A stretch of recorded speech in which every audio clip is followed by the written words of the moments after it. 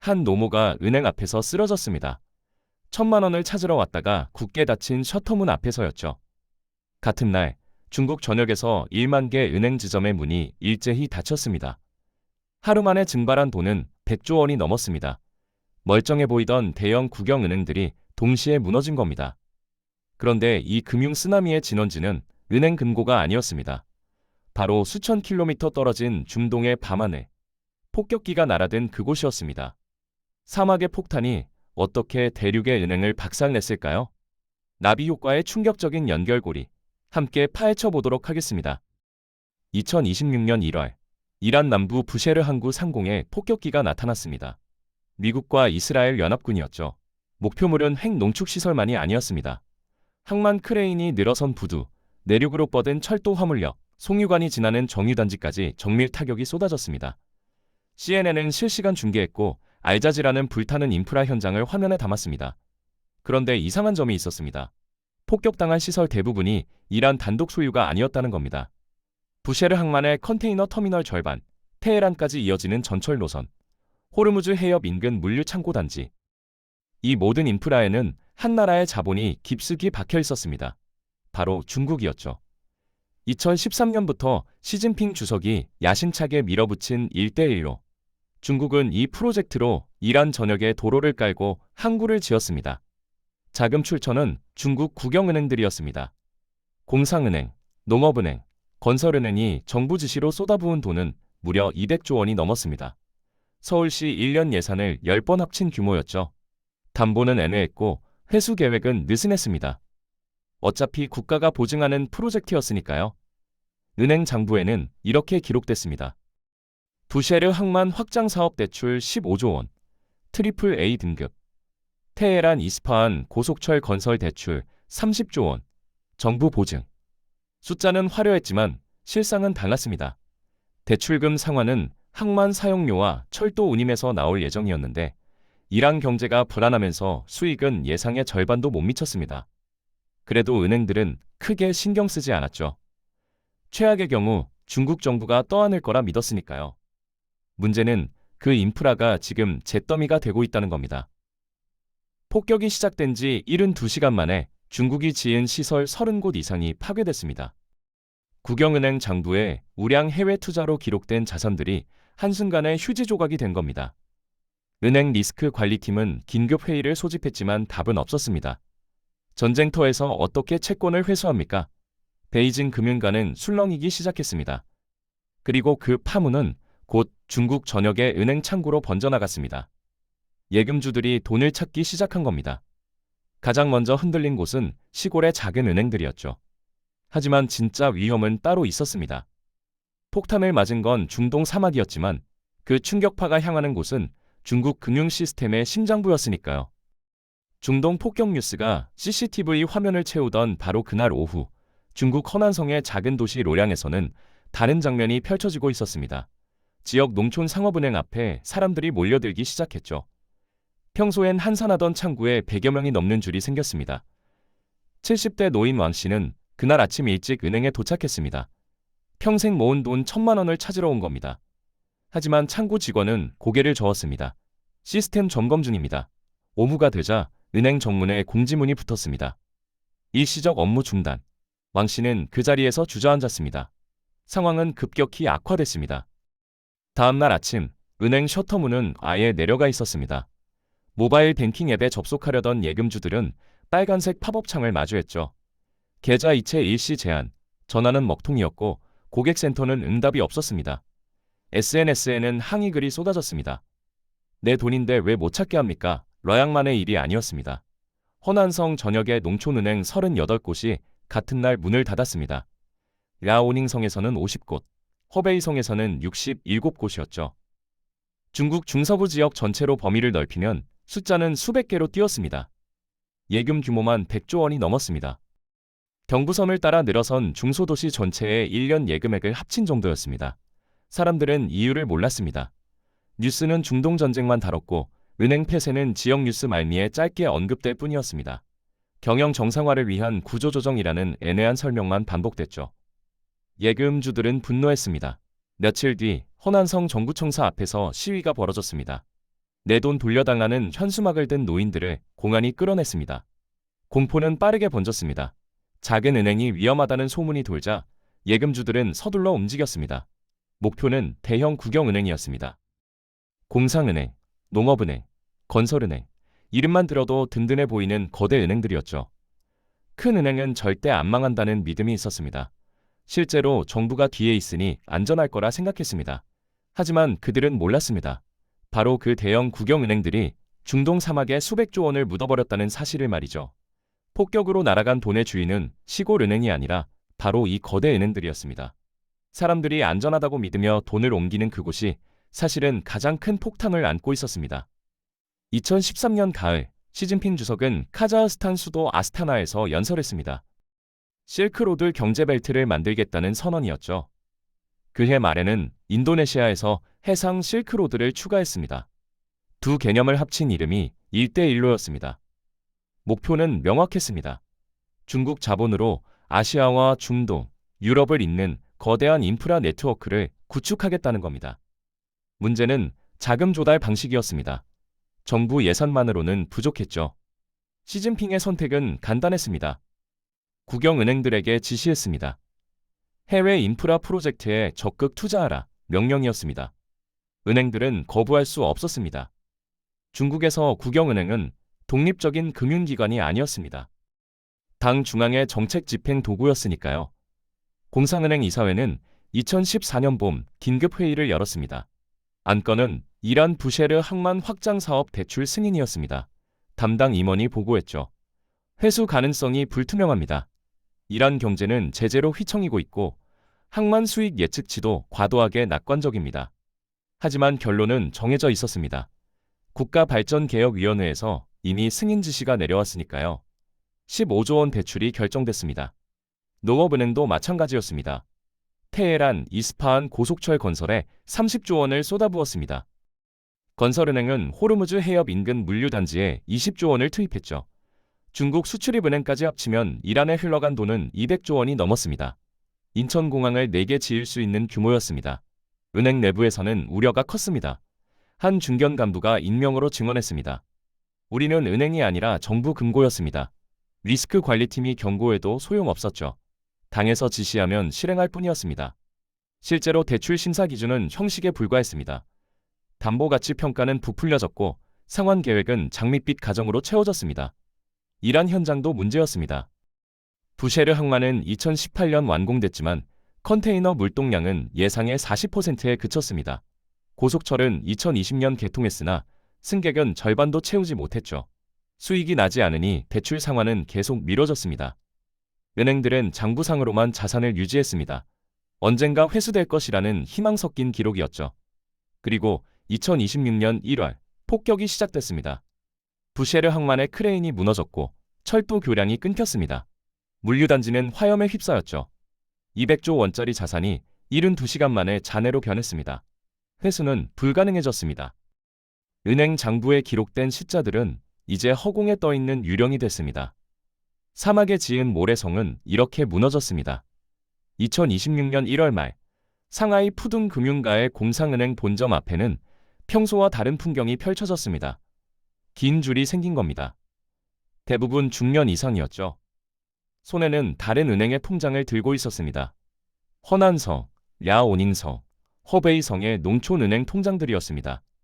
그들의 목적은 하나였습니다. 시골 은행에서 빼온 돈을 대형 은행에 예치하는 것이었죠. 창구 직원이 물었습니다. 왜 이체하시나요? 60대 여성이 답했습니다. 작은 은행은 믿을 수 없어요. 여기는 국가가 보증하잖아요. 옆에 선 남성도 고개를 끄덕였습니다. 공상은행이 망하면 중국이 망하는 거죠. 통계가 이를 증명했습니다. 1월 한 달간 중소은행에서 빠져나간 예금은 80조 원이었습니다. 그중 70%가 4대 국영은행으로 흘러들었죠. 공상은행, 농업은행, 건설은행, 중국은행. 이름만으로도 안정감을 주는 곳들이었습니다. 사람들은 생각했습니다. 정부가 절대 이 은행들을 망하게 두지 않을 것이다. 이 믿음에는 역사적 근거가 있었습니다. 1990년대 말 아시아 금융위기 때도 2008년 글로벌 금융위기 때도 중국 국영은행들은 흔들리지 않았습니다. 정부가 수십조 원을 투입해 구제했으니까요. 예금주들은 단 한 푼도 잃지 않았죠. 국가가 지킨다는 공식은 30년간 깨지지 않았습니다. 그래서 14억 중국인들은 안심했습니다. 대형 국영은행의 금고는 무한정 깊고 튼튼할 거라고 믿었죠. 통장에 찍힌 숫자는 안전하다고 생각했습니다. SNS에는 이런 글이 올라왔습니다. 시골은행은 위험해도 공상은행은 다르다. 여기는 중국 그 자체니까. 하지만 이것은 착각이었습니다. 정확히는 14억 명이 공유하는 집단 착각이었죠.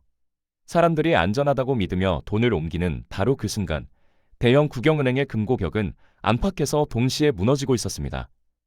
중동에서 날아간 200조 원은 겉을 부셨고, 내부에서는 더 큰 괴물들이 금고를 갉아먹고 있었습니다. 대형 은행 금고 안쪽에서는 무슨 일이 벌어지고 있었을까요? 두 개의 괴물이 있었습니다. 하나는 헝다그룹이라는 부동산 거인이었고, 다름 하나는 지방정부의 끝없는 욕심이었습니다. 헝다그룹. 한때 중국 부동산 시장의 황제였습니다.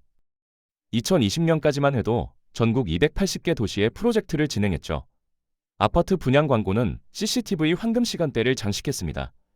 창업주 시자인은 중국 최고 부자 순위에 이름을 올렸습니다. 겉보기엔 승승장구였습니다. 하지만 속은 달랐습니다. 헝다의 성장은 빚으로 지탱됐습니다. 은행에서 돈을 빌려 땅을 사고 그 땅을 담보로 또 돈을 빌렸죠. 2021년 기준 헝다의 부채는 500조 원이었습니다. 서울시 예산으로 치면 12년치를 합친 규모였습니다. 채권자 목록에는 공상은행, 농업은행, 건설은행이 줄줄이 올라 있었습니다. 2021년 가을, 헝다는 무너지기 시작했습니다. 정부가 부동산 대출 규제를 강화했고 분양은 급감했죠. 현금 흐름이 끊긴 헝다는 이자조차 갚지 못했습니다. 공상은행이 가장 먼저 타격을 받았습니다. 헝다에 빌려준 돈만 80조 원이었는데 회수 가능성은 제로였습니다. 농업은행도 60조 원, 건설은행도 50조 원을 날렸습니다. 은행들은 장부를 조작했습니다. 부실 채권을 만기 연장으로 처리하며 정상 대출인 척했죠. 감독당국도 눈 감아줬습니다. 헝다 부도를 공식 인정하면 금융시장이 패닉에 빠질 테니까요. 그렇게 수백조 원의 구멍은 장부 속에 숨겨졌습니다. 지방정부도 마찬가지였습니다. 2010년대 내내 지방정부들은 국영은행을 사금고처럼 썼습니다. 인프라 건설 명목으로 대출을 받았지만 실제로는 공무원 월급과 부채 상환에 썼죠.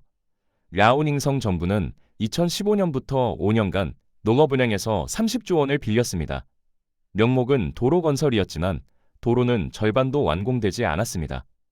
돈은 어디로 갔을까요? 일부는 지방 관료들의 호주머니로 들어갔고 일부는 기존 빚을 막는 데 쓰였습니다. 빚으로 빚을 갚는 구조였죠. 2023년 기준 지방정부의 은행 부채는 1천조 원이 넘었습니다. 경부선 연선 광역시 전체의 10년치 예산을 합친 규모였습니다. 문제는 갚을 능력이 없다는 겁니다. 지방정부의 주 수입원은 토지 매각이었는데 부동산 시장이 얼어붙으면서 수입은 급감했습니다. 2024년 야오닝성의 토지 매각 수입은 전년 대비 70% 줄었죠. 대출 상환은 불가능해졌습니다. 은행들은 또다시 장부를 조작했습니다. 정부 대출은 안전하다는 허구를 유지하기 위해서였습니다. 결과는 대출 절벽이었습니다. 부실 채권으로 금고가 차자 은행들은 신규 대출을 끊기 시작했습니다. 중소기업들이 가장 먼저 타격을 받았죠. 공장을 돌릴 운영자금을 못 받으면서 폐업이 속출했습니다. 실업률이 치솟았고 소비가 위축됐습니다. 악순환이었습니다. 왜 이렇게 됐을까요? 구조적 문제였습니다. 중국에서 은행은 독립적 판단을 할 수 없었습니다. 당과 정부가 대출하라고 지시하면 리스크와 상관없이 실행해야 했죠. 헝다도, 지방정부도, 1대1로도 모두 정치적 명령이었습니다. 은행은 금융기관이 아니라 정책 도구였던 겁니다. 그런데 이것으로 끝이 아니었습니다. 중동에서 200조 원, 헝다에서 200조 원, 지방정부에서 1천조 원을 잃은 대형 은행에게 베이징은 마지막 폭탄 하나를 더 떠안으라고 명령했습니다. 2025년 봄, 중국 은행감독관리위원회는 긴급회의를 소집했습니다. 안건은 하나였죠. 중소은행 구조조정 가속화, 현장 용어로 번역하면 문 닫을 은행 리스트 확정이었습니다. 회의록에는 숫자가 적혀 있었습니다. 1만 개, 2025년 한 해 동안 폐쇄하거나 통폐합할 오프라인 점포 숫자였습니다. 실제로 진행됐습니다. 5월에는 허난성 농촌은행 120곳이 일제히 영업을 중단했습니다. 6월에는 랴오닝성 지역은행 80곳의 간판이 내려갔죠. 7월에는 쓰촨성, 산시성, 간수성까지 번졌습니다. 예금주들은 당황했지만 선택지가 없었습니다. 가까운 대형 은행 지점으로 가시라는 안내만 받았을 뿐이었습니다. 문제는 그 부실을 누가 떠안느냐였습니다. 중소은행들이 쌓아놓은 악성 채권은 300조 원이 넘었습니다. 회수 불가능한 부동산 대출, 망한 중소기업 대출, 증발한 EP 투자금까지 합친 규모였죠. 이 쓰레기를 그냥 버릴 수는 없었습니다. 예금주들이 돈을 못 찾으면 시위가 일어날 테니까요. 베이징의 결정은 간단했습니다. 대형 국영은행에게 떠안으라는 명령이었죠. 체제 안정을 위해 협조하라. 공식 문서에는 이렇게 적혔습니다. 하지만 실상은 강제였습니다. 공상은행은 허난성 농촌은행 50곳의 부실을 인수했습니다. 농업은행은 야오닝성 80곳을, 건설은행은 쓰촨성 60곳을 떠안았습니다. 인수 과정은 불투명했습니다. 자산 가치 평가도 제대로 이뤄지지 않았죠. 정부 지시니까 일단 받아라는 식이었습니다. 한 공상은행 간부가 내부 회의에서 말했습니다.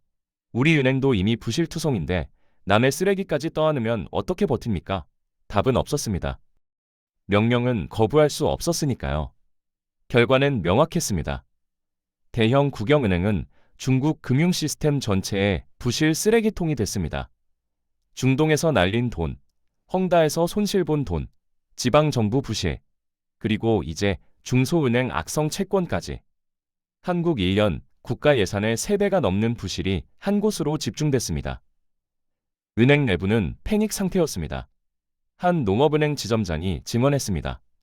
본점에서 매일 통합 지시가 내려왔습니다. 중소은행 예금주들이 몰려오면 무조건 받아주라고 했죠. 하지만 우리 금고에도 현금이 부족했습니다. 일부 지점은 현금 인출을 하루 100만 원으로 제한했습니다. ATM 앞에는 일시 서비스 중단 팻말이 붙었습니다. 2025년 말 기준 1만 개 점포가 실제로 사라졌습니다. 지도에서 은행 아이콘이 지워졌고 간판은 철거됐습니다. 그 빈자리를 대형 은행이 채웠지만 실상은 빈 금고를 더 큰 빈 금고로 옮긴 것에 불과했습니다. 부실은 사라진 게 아니라 한 곳으로 집중됐을 뿐이었습니다. 가장 끔찍한 사실은 이겁니다. 중국 금융 시스템의 최후 보루로 여겨진 대형 국영은행들이 이제 임계점에 도달했다는 겁니다. 바깥에서는 중동 폭격으로 두들겨 맞고 안에서는 헝다와 지방정부로 썩어가고 위에서는 중소은행 부실까지 떠안으면서 말이죠. 금고는 이미 한계를 넘었습니다. 금고가 비었습니다. 대형 국영은행들은 안팎에서 쌓인 부실을 떠안고 허우적거렸죠. 예금주들은 돈을 찾으려 했고 중소기업들은 대출을 원했습니다. 하지만 은행 금고에는 현금이 없었습니다. 이대로 가면 대형 은행마저 문을 닫을 판이었습니다. 베이징 중난하이 중국 인민은행 본부에 불이 켜졌습니다. 2026년 2월 긴급 회의였죠. 안건은 명확했습니다. 유동성 위기 해결 방안. 총재가 보고서를 펼쳤습니다. 상업은행들의 지급 준비율을 낮추고 중앙은행이 직접 자금을 공급하겠습니다. 번역하면 이렇습니다. 돈을 찍어내겠다는 겁니다. 3월 첫째 주 중국 인민은행은 시중에 50조 원을 풀었습니다. 공상은행, 농업은행, 건설은행의 계좌로 돈이 입금됐죠. 장부상으로는 단기 유동성 지원이었지만 실상은 빚진 은행에게 현금을 퍼주는 것이었습니다. 둘째 주에는 또 50조 원이 풀렸습니다. 셋째 주에도 마찬가지였습니다. 은행 창구에 현금이 돌아왔습니다. ATM에서 돈이 나왔고 예금주들은 안도했죠. 역시 국가가 나서니 해결되네. 하지만 이건 해결이 아니었습니다.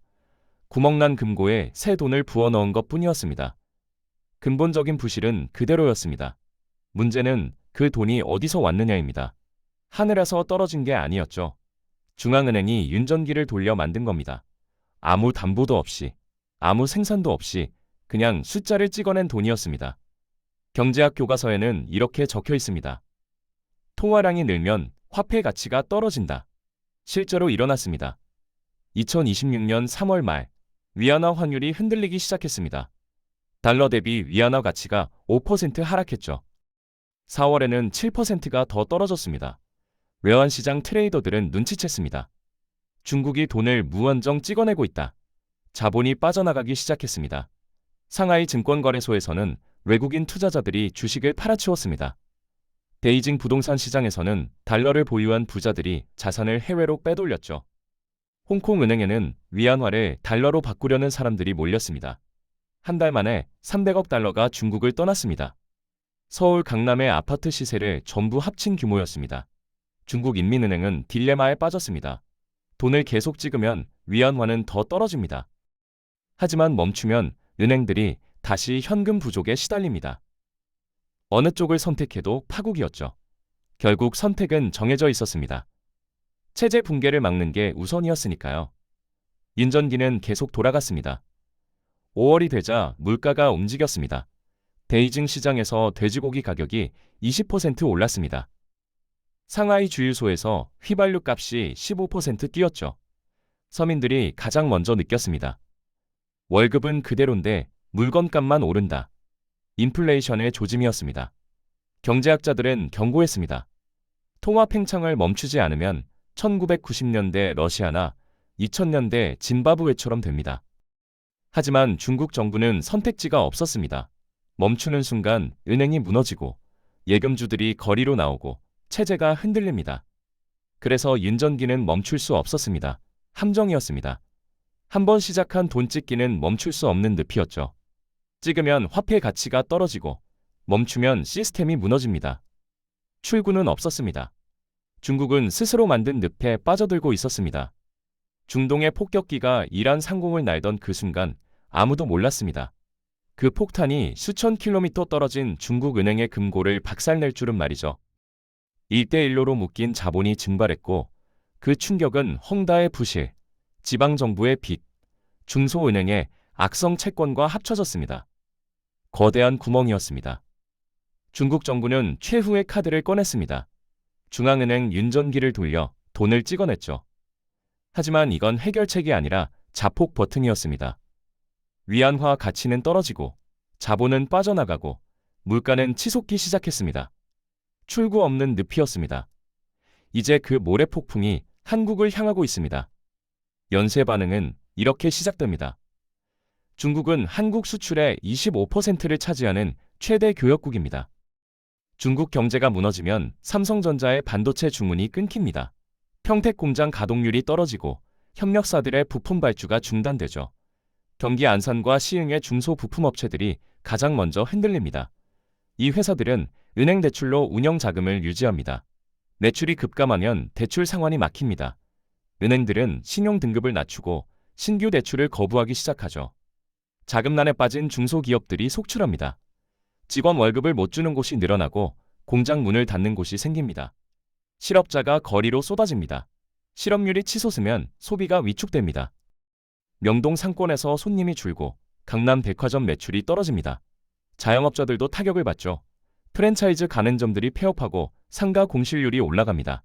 부동산 시장이 얼어붙습니다. 건설사들의 자금난이 심화되고 미분양이 쌓입니다. 헝다 사태가 남의 나라 이야기가 아니게 됩니다. 한국 정부는 대비책을 내놓고 있습니다. 외환 보유액을 확충하고 수출 다변화를 추진하고 금융 모니터링을 강화한다고 합니다. 하지만 충분할까요? 중국 경제 규모는 한국의 10배가 넘습니다. 그 거대한 시스템이 무너질 때 발생하는 충격파를 작은 방파제로 막을 수 있을까요? 역사는 반복됩니다. 1997년 아시아 외환위기 때도 2008년 글로벌 금융위기 때도 한국은 바깥 충격에 속수무책으로 당했습니다. 이번엔 다를까요? 중동의 불꽃이 쏘아올린 나비 효과는 중국의 거대한 금고를 박살내고 이제 바다 건너 한국을 향하고 있습니다. 가장 중요한 교훈은 이겁니다. 정치적 명령이 경제 원칙을 무시하면 그 대가는 결국 시스템 전체가 치릅니다. 중국발 경제 위기. 과연 한국은 이 모래폭풍을 견딜 준비가 되어 있을까요? 여러분은 다가올 금융 쓰나미에 어떤 대비를 하고 계신가요? 오늘 영상이 유익하고 재밌으셨다면 구독과 좋아요 부탁드리겠습니다. 영상 제작에 큰 힘이 됩니다. 다음 영상에서 뵙겠습니다.